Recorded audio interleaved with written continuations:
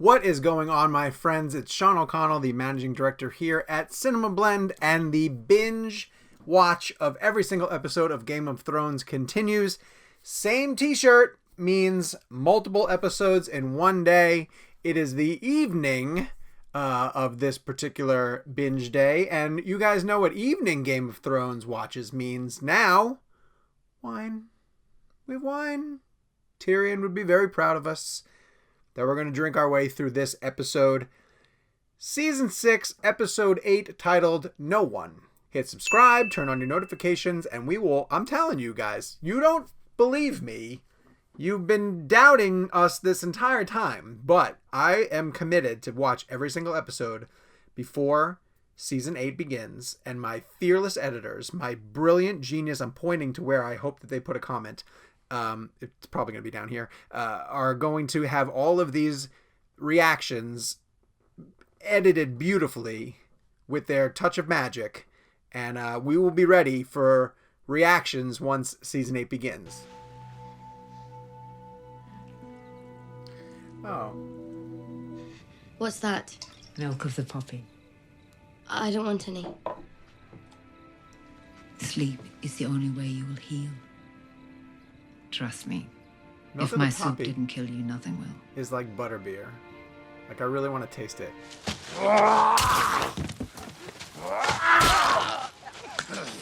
Where's the other one? The one with the yellow cloak. Fuck you! Those are your last words. Fuck you. Come on, you can do better.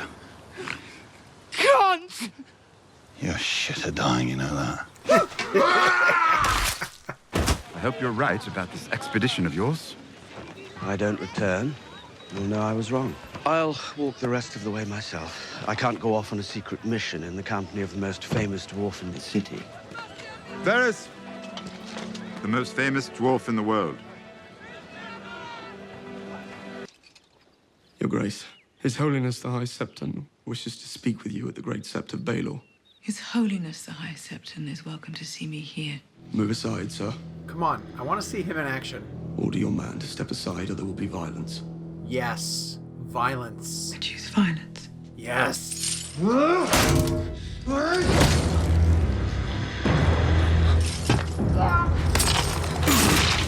Oh! Please tell His High Holiness he's always welcome to visit. Cersei got a new toy.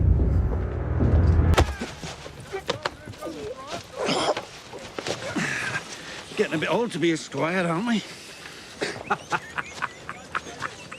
Podrick fucking Payne. You think they're fucking? What? No. Why not? I'd fuck her. You'd fuck her, wouldn't you? I'm her squire. Oh. Well, he'd fuck her, that's for sure. And she'd fuck him, don't you think? The way Yes. she looks at him. The way all women look at him is frankly irritating. You're the one with the magic cock. She must have shown it to her by now. She's training me to fight. Is she? An hour in the morning, an hour at night. Every day. Then how come an old cunt like me can still sneak up and murder you? I never thought you'd find her. I just assumed Sansa was dead. Why would you assume that? In my experience, girls like her don't live very long. I don't think you know many girls like her. What the hell are you doing here? I've come for the blackfish. You're welcome to have him. Have you ever met the Blackfish? No. He's even more stubborn than you are. Try to talk some sense into the old goat. He won't listen, but his men might. Not everybody wants to die for someone else's home. Should I fail to persuade the blackfish to surrender? And if you attack the castle, honor compels me to fight for Sansa's kin. Of course it does. To fight you.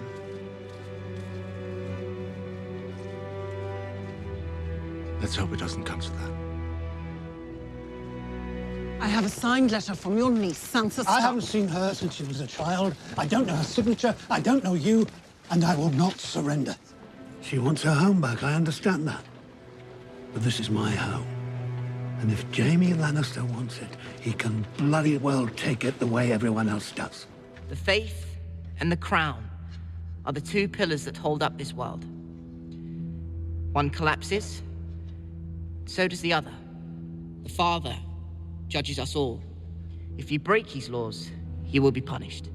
After conferring with His Holiness, the High Septon, we have determined that Loras Tyrell and Cersei Lannister's trial will be held in the Great Sept of Baelor on the first day of the Festival of the Mother. Furthermore, after much prayer and reflection, the Crown has decided that from this day forward, trial by combat will be forbidden throughout the Seven Kingdoms. The tradition is a brutish one, a scheme devised by corrupt rulers in order to avoid true judgment from the gods. Cersei Lannister and Loras Tyrell will stand trial before 7 Septons as it was in the earliest days of the faith. That old rumor you told me about. My little bird's investigated. Is it just a rumor or something more? More. Much more. The Masters have come for their property. Who goes there? Edmure Tully, son of Hoster Tully, and the rightful lord of Riverrun. I demand entry. Don't let him in. He's the Lord of Riverrun. I have to obey his commands. He's been their captive ever since they murdered his king at the Red Wedding. Why do you think the people who murdered his king at the Red Wedding would decide to let him come home? My lord has given an order. With a knife to his throat. That is not a valid order.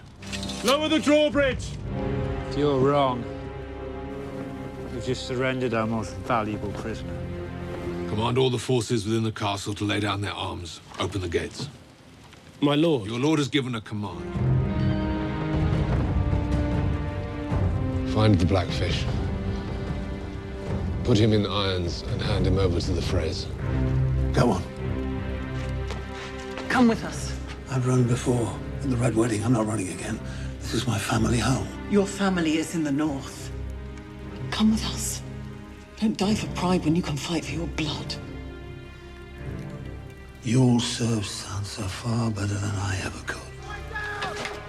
Go on, now! I haven't had a proper sword fight in years. I expect I'll make a damn fool of myself. We found the Blackfish, my lord. Good. Bring him to me. He died, fighting my lord.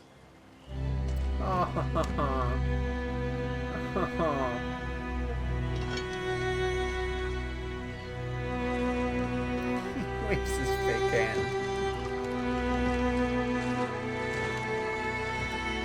Star-crossed lovers. The Unsullied could mount a defense off the beachhead if the slavers' No more forces... talking from you. Your talking gave us this. And I have acknowledged that. I'm trying to tell me what the army should do. You do not know what the army should do. All right. What should the army do? We will not go to the beach. If we go to the beach, the masters will take the pyramid. The pyramid is the only place in the city we can defend. We stay here. And then? We wait for them to come to us. And we fight them.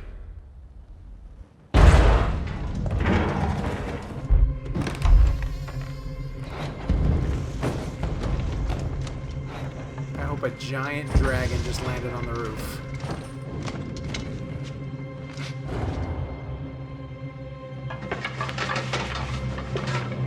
Yeah, it's Daenerys. Good. Clegane. The fuck you doing here? Chasing them. You? Hanging them. Any particular reason? They're our men. Or they were. They attacked a nearby sept and murdered the villagers. Why do you want them? Same reason. I was helping build it. They killed a friend of mine. You've got friends? Not anymore. You can have one of them. 2.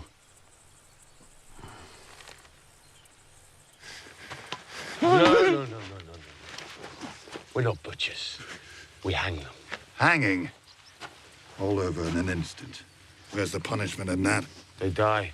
They all bloody die. Except this one here. You ought to join us. We could use you. I tried joining. Didn't work out for me. Clegane, we're here for a reason. The Lord of Light is keeping Beric alive for a reason. He gave a failed drunk priest the power to bring him back for a reason. Cold winds are rising in the north. Good and bad, young and old. The things we're fighting will destroy them all alike. You can still help a lot more than you've harmed, Clegane. It's not too late for you.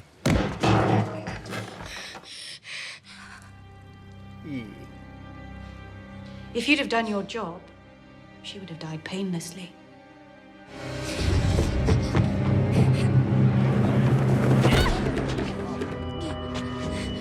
Stop leaving a trail.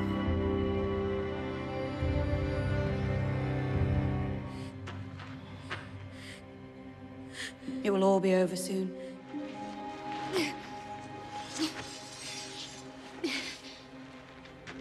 Haven't we been through this already? That won't help you.